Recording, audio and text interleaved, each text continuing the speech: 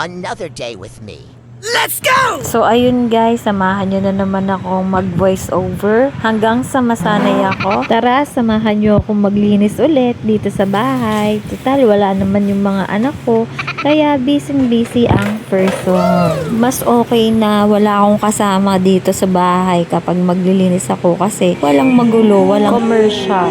Nag-live pa nga ang person para naman makaipon sa opo ng points. Sayang din naman kasi yun, convertible to cash yung 10,000. Pero kailangan makapag-ipon ka muna ng 100,000 points para maka-withdraw.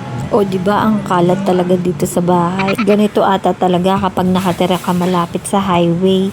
Ang daming alikabok. Kaya kailangan talagang sanayin yung sarili.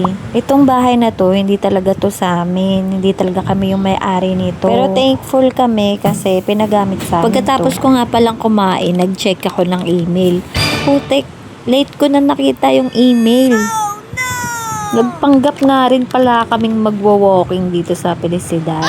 Tambay lang muna kami dito. Tapos naghanap ako ng pwedeng ma-affiliate. At sinundo naman namin yung asawa ko. Pag uwi ko, ito naman nagsampay at naglinis. Nakakapagod. Pero kailangan kayanin. Ito yung buhay ko eh. Salamat sa panonood. Bye!